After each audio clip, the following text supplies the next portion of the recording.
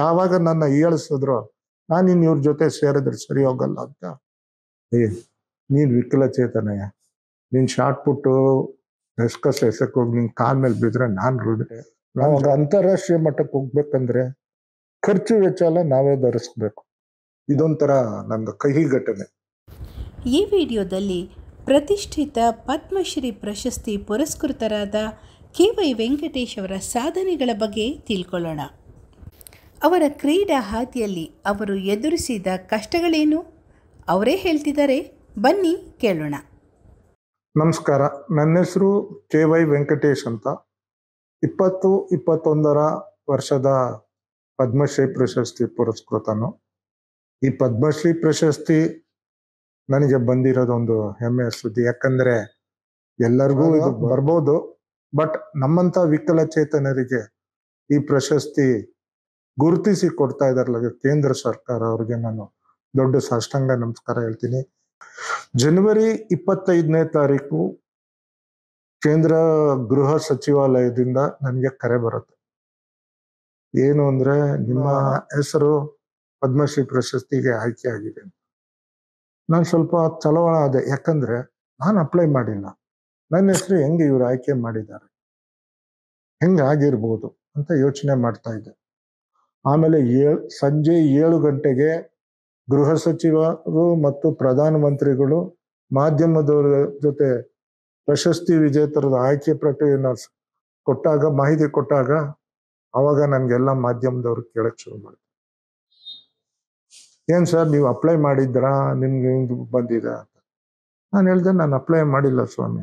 ಮತ್ತೆ ಹೆಂಗೆ ಕೊಟ್ರು ಅದನ್ನ ಅವ್ರನ್ನ ಕೇಳಬೇಕು. ಯಾಕಂದ್ರೆ ನಾನು ಒಬ್ನೇ ಅಲ್ಲ, ತುಳಸಿಗೌಡ, ಮಂಜಮ್ಮ ಜೋಗಾತಿ, ಅಜ್ಜಬ್ಬ, ಆಮೇಲೆ ನಮ್ಮ ಜೋಶಿ, ಎಷ್ಟೊಂದು ಜನಕ್ಕೆ ಇದಾಗಿದೆ. ಇವ್ರು ಕರ್ನಾಟಕದವರು, ಇವ್ರಿಗೆಲ್ಲ ಸಿಕ್ಕಿರೋವಾಗ ನಮ್ದು ಒಂದು ಇದಾಗಿದೆಯಲ್ಲ, ಇದು ಕೇಂದ್ರ ಸಚಿವರ್ಗೆ ಇದು ಮಾಡ್ಬೇಕು. ಬಾಲ್ಯದಿಂದನೂ ನಾನು ಅಷ್ಟು ಕ್ರೀಡೆಯಲ್ಲಿ ಏನೂ ಇದಿರ್ಲಿಲ್ಲ. ಏನು ಅಂದ್ರೆ ಬೇರೆಯವ್ರು ಕ್ರಿಕೆಟ್ ಆಡೋದನ್ನ ತುಂಬಾ ಆಸಕ್ತಿ ಆಡಕ್ ಹೋಗ್ತಾ ಇದ್ದೆ. ಬಟ್ ನಮ್ಮ ಗೆಳೆಯರು ಕ್ರೀಡೆ ಅಂದ್ರೆ, ಕ್ರಿಕೆಟ್ ಅಂದ್ರೆ ನಿನ್ಗೆ ಆಡಕ್ಕಾಗಲ್ಲ, ಓಡಕ್ಕಾಗಲ್ಲ, ನೀನ್ ಫೀಲ್ಡ್ ಮಾಡಕ್ಕಾಗಲ್ಲ, ಬ್ಯಾಟ್ ಮಾಡಕ್ಕಾಗಲ್ಲ ಅಂತ ಒಂದ್ ಸ್ವಲ್ಪ ಇದ್ ಮಾಡಿದ್ರು. ಯಾವಾಗ ನನ್ನ ಹೀಯಾಳಿಸಿದ್ರು ನಾನು ಇನ್ ಇವ್ರ ಜೊತೆ ಸೇರಿದ್ರೆ ಸರಿ ಹೋಗಲ್ಲ. ಅದಕ್ಕೆ ನಮ್ಮ ತಂದೆ ಏನ್ ಮಾಡಿದ್ರು ಅಂದ್ರೆ, ಇವ್ನ ಡಿಸ್ಟ್ರಾಕ್ಷನ್ ನ ಚೇಂಜ್ ಮಾಡ್ಬೇಕು ಅಂತ, ವಿದ್ಯಾಭ್ಯಾಸ ಜ್ಞಾನ ಮಾಡ್ಬೇಕು ಅಂತ ಚೆಸ್ ಶುರು ಮಾಡಿದ್ರು. ನಾನು ಸ್ಕೂಲಿಂದ ಬಂದ ಮೇಲೆ 1 hour 1 to 2 hours ಚೆಸ್ ಆಡೋದಕ್ಕೆ ಶುರು ಮಾಡಿದ್ರು. ಅವಾಗ ಇನಿಷಿಯಲ್ ಸ್ಟೇಜ್ ಸೋಲ್ತಾ ಇದ್ದ, ಸ್ವಲ್ಪ ಕೋಪ ಬಂದ್ಬಿಡೋದು. ಸೊ ಅದನ್ನ ಇದು ಮಾಡೋದಕ್ಕೆ ಇನ್ನೊಂದು ತಿರ್ಗಾ ಏನೇನೋ ಮಾಡಿ ಕೋಪ, ಆಮೇಲೆ ಸೋಲೋದು ಗೆಲ್ಲೋದು ಇರ್ಲೇಬೇಕು, ಹೆಂಗೆ ಸ್ಪೋರ್ಟ್ಸ್ ಮ್ಯಾನ್ ಸ್ಪಿರಿಟ್ ತಗೋಬೇಕು ಅಂತ ಅದನ್ನ ಶುರು ಮಾಡಿ ಅದ್ರಲ್ಲಿ ಸ್ವಲ್ಪ ಇದಾದೆ.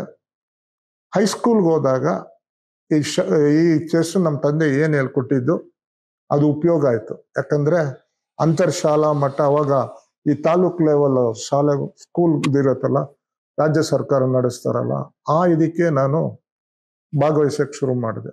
ನಾನು ಇನ್ನೊಂದು 4 ಜನ ನಮ್ಮ ಸ್ಕೂಲಿಂದ. ಆವಾಗ ಪದಕಗಳು ಅಂದ್ರೆ ಮೊದಲೇ ಬರ್ತಾ ಇರ್ಲಿಲ್ಲ, 2, 3 ಏನೋ.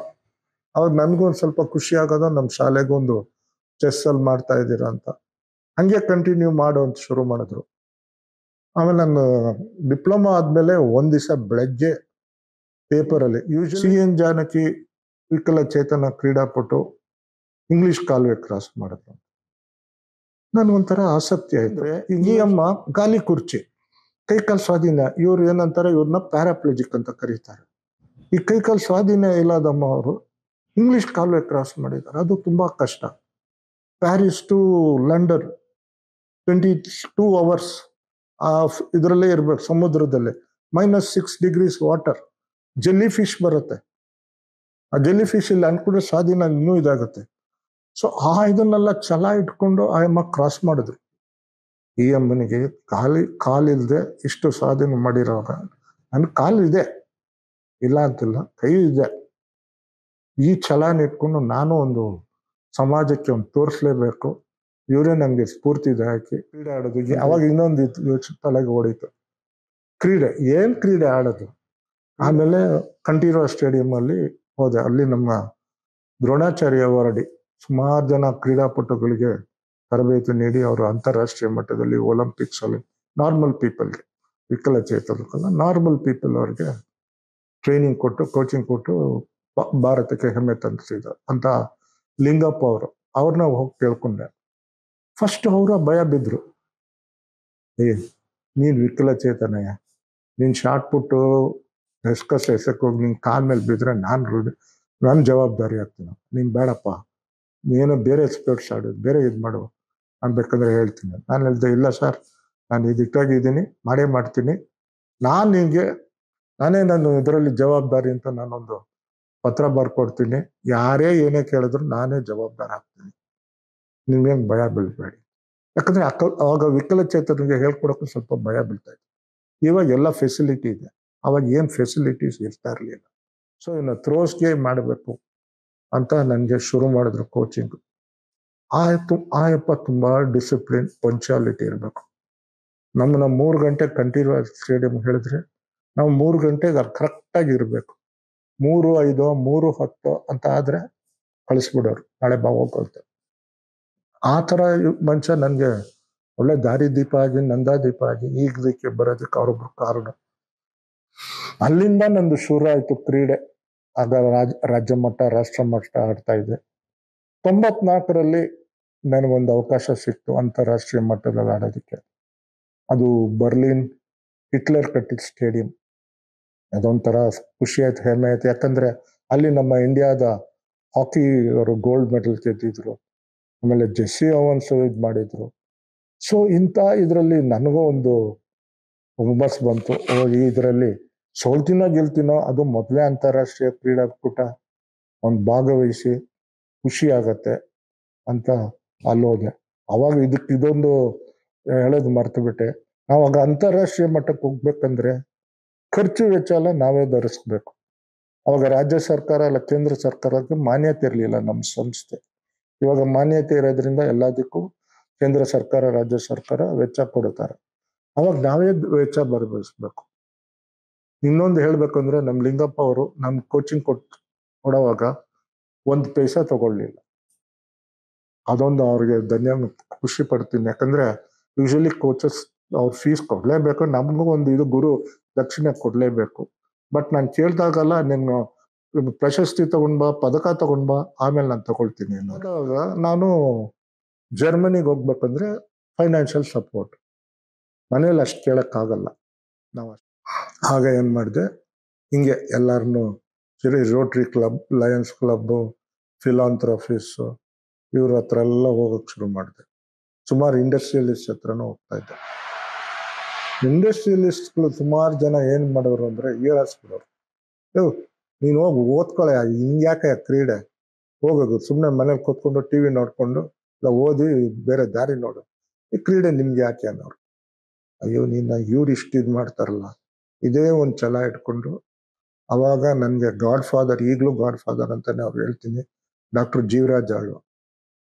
ಅವ್ರು ನನ್ನ ಮುಂದಕ್ಕೆ ನಿಂತ್ಕೊಂಡು ನನ್ನ ಹಣಕಾಸು ವ್ಯವಸ್ಥೆ ಎಲ್ಲ ಇದು ಮಾಡಿ, ನಮ್ಮ ಕುಟುಂಬದವರು ತುಂಬಾ ಸಹಕಾರ ಕೊಟ್ರು. ಯಾಕಂದ್ರೆ ನನಗೆ ಕೊನೆಯ ಮಗ ಪ್ಲಸ್ ಇದು ಅಂದ್ಕೊಂಡು ಅವ್ರು ಏನು ಇದು ಮಾಡ್ಲಿಲ್ಲ, ಖುಷಿಯಾಗಿದ್ರು.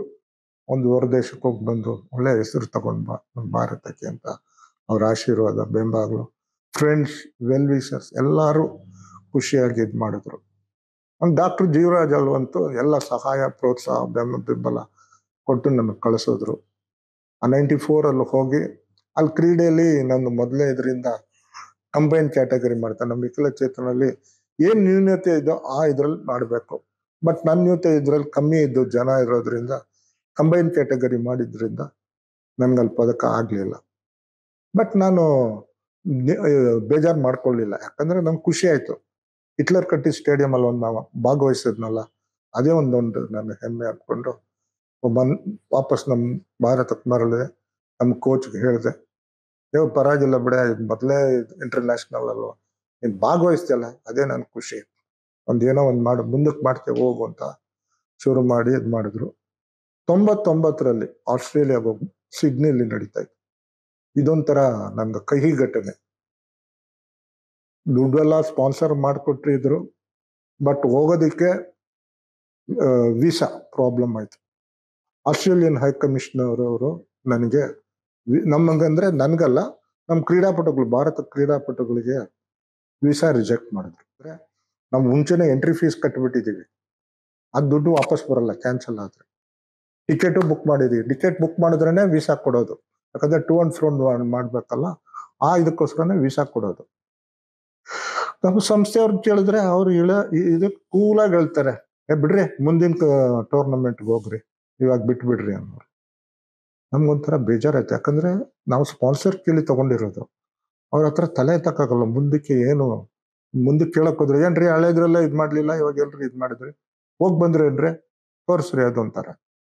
ಹಿಂಗೆಲ್ಲ ಇದ್ ಮಾಡಿದ್ರಲ್ಲ ಅಂತ ಬೇಜಾರಾಗಿ ಕೊನೆಗೆ ನಮ್ ಗೆಳೆಯರೆಲ್ಲ ಸೇರಿ ನಾವು ಡೆಲ್ಲಿಗೆ ಹೋಗ್ಬಿಟ್ಟು ಆಸ್ಟ್ರೇಲಿಯಾ ಹೈಕಮಿಷನ್ ಮೀಟ್ ಮಾಡಿ ಅವ್ರನ್ನ ಮನವೊಲಿಸಿ ನಾವು ವೀಸಾ ತಗೊಳ್ಬೇಕು ಹೇಳಿ. ಯಾಕಂದ್ರೆ ಆವಾಗಲೇ ಅಪಾಯಿಂಟ್ಮೆಂಟ್ಸ್ ತಗೋಬೇಕಾಗಿತ್ತು, ನಮ್ದು ಅಪಾಯಿಂಟ್ಮೆಂಟ್ಸ್ ಇಲ್ಲ. ಆಮೇಲೆ ಅವ್ರ ಹತ್ರ ಇದ್ ಮಾಡಿ ನಾವು ಅವ್ರಿಗೆ ಫಸ್ಟ್ ಹೋಗಿದ ತಕ್ಷಣ ಅವ್ರು ಒಂದೇ ಒಂದು ಮಾತು ಹೇಳಿದ್ರು, ನಿಮ್ ಪ್ಯಾರಾ ಸ್ಪೋರ್ಟ್ಸ್ ಮನ್ ಇಂಡಿಯನ್ ಟೀಮ್ಗೆ ನಾವು ವೀಸಾ ಕೊಡಲ್ಲ. ಮೇಲೆ ಯಾಕೆ ಕನ್ವಿನ್ಸ್ ಆದ್ಮೇಲೆ ಓಕೆ ಅಂದ್ಬಿಟ್ಟು ವೀಸಾ ಕೊಟ್ರು. ವೀಸಾ ಒಂದೇ ವಾರ ಕೊಟ್ಟಿದ್ರು. ಆ ವೀಸಾ ಇಟ್ಕೊಂಡು ಅವಾಗ್ತು ಮನೆಗೆ ಬೆಂಗಳೂರಿಗೆ ಬಂದು, ಬೆಂಗಳೂರಿಂದ ಚೆನ್ನೈಗೆ ಹೋಗಿ, ಚೆನ್ನೈಯಿಂದ ಫ್ಲೈಟ್ಸ್, ಅವಾಗ ಬೆಂಗಳೂರಿಂದ ಇದಿರ್ಲಿಲ್ಲ, ಅಂತಾರಾಷ್ಟ್ರೀಯ ವಿಮಾನ ಓಡಾಡ್ತಾ ಇರ್ಲಿಲ್ಲ. ಚೆನ್ನೈ ಟ್ರೈನಲ್ಲಿ ಹೋಗಿ ಚೆನ್ನೈಯಿಂದ ಸಿಡ್ನಿಗೆ ಹೋದ್ವಿ. ಸಿಡ್ನಿಲಿ ಅವತ್ತು ಓಪನಿಂಗ್ ಸೆರೆಮನಿ ಆಗೋಗ್ಬಿಟ್ಟಿತ್ತು.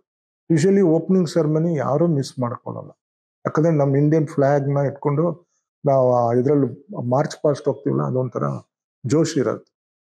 ಅದು ಮಿಸ್ ಆಯ್ತು. ಯೂಶಲಿ ಅವ್ರ ಆರ್ಗನೈಸರ್ಸ್ ಏನ್ ಮಾಡ್ತಾರೆ ಅಂದ್ರೆ, ಓಪನಿಂಗ್ ಸೆರೆಮನಿ ಮಾರ್ನಿಂಗ್ ವರ್ಗು ಅವ್ರ ಅರೇಂಜ್ಮೆಂಟ್ ಮಾಡ್ತಾರೆ ಟ್ರಾನ್ಸ್ಪೋರ್ಟೇಷನ್. ನಾವು ನೆಕ್ಸ್ಟ್ ಡೇ ಹೋಗಿದ್ದೀವಿ, ಸೊ ನೋ ಟ್ರಾನ್ಸ್ಪೋರ್ಟೇಷನ್. ನಾವು ಬಸ್ ಹಿಡಿಬೇಕು, ಬಸ್ ಎಲ್ಲಿ ಹಿಡ್ದು ಎಲ್ಲಿ ಹೋಗ್ಬೇಕು ಏನೂ ಗೊತ್ತಿಲ್ಲ. ಸರಿ, ಅಲ್ಲಿ ಪಾಪ ಒಬ್ಬ ಆಸ್ಟ್ರೇಲಿಯನ್ ಪೊಲೀಸ್ ಅವರು ನಮ್ದು ಇದು ತಿಳ್ಕೊಂಡು, ಅವರು ಪೊಲೀಸ್ ವೆಹಿಕಲ್ ಅಲ್ಲಿ ನಮ್ಗೆ ವಿಲೇಜ್ ಕರ್ಕೊಂಡು ಹೋಗ್ಬಿಟ್ಟು, ಅಲ್ಲಿ ಇವರು ಆರ್ಗನೈಸಿಂಗ್ ಕಮಿಟಿ ಅವ್ರು ನಮ್ದು ಇದು ನೋಡಿ ವ್ಯವಸ್ಥೆ ಮಾಡಿದ್ರು. ಅಷ್ಟೊತ್ತಿಗೆ ನನ್ನ ಇವೆಂಟು ನೆಕ್ಸ್ಟ್ ಡೇ ಇರೋದ್ರಿಂದ ನನಗೆ ಸ್ವಲ್ಪ ರೆಸ್ಟ್ ಸಿಕ್ತು. ಸುಮಾರು ಫ್ರೆಂಡ್ಸ್ಗೆ ಅವತ್ತಿನ ದಿವಸನೇ ಇವೆಂಟ್ ಇತ್ತು, ಅದರಲ್ಲಿ ಇಬ್ರು ಇವೆಂಟ್ ಅವತ್ತಿರೋದ್ರಿಂದ ಅವರು ಪದಕ ಮಾಡಿದ್ರು. ನಂದು ಅವತ್ತು ರಾತ್ರಿ ರೆಸ್ಟ್ ತಗೊಂಡು ನೆಕ್ಸ್ಟ್ ಡೇ ಇವೆಂಟ್ ಮಾಡಿದೆ. ಅಲ್ಲಿ ನನ್ನ ಅದೃಷ್ಟ, ದೇವರ ಆಶೀರ್ವಾದ, ನಾನು ಏನು ಛಲ ಮಾಡಿದ್ದೆ, ಚಿನ್ನದ ಪದಕ ಬಂತು ಶಾರ್ಟ್ ಪುಟ್ಟಲ್ಲಿ. ಸೊ ಅವಾಗ ಒಂದು ಶುರು ಆಗಿದ್ದು ನನ್ನ ಇದು. ಹಂಗೆ 2002ರಲ್ಲೂ ಇಲ್ಲಿ ಏಷ್ಯಾ ಕಪ್ ಬ್ಯಾಡ್ಮಿಂಟನ್ ಆಯ್ತು, ಅಲ್ಲೂ ಪದಕ ಬಂತು. ಹಿಂಗೆ ನನ್ನ ಗ್ರಾಫ್ ಹೋಗ್ತಾ ಹೋಯ್ತು. ನಮ್ಮ ಕೋಚ್ ಅಂತೂ ತುಂಬಾನೇ ನನಗೆ ಸಹಾಯ ಮಾಡಿದ್ರು. 2012ವರೆಗೂ ನಾನು ಆಡ್ತಾ ಇದ್ದೆ.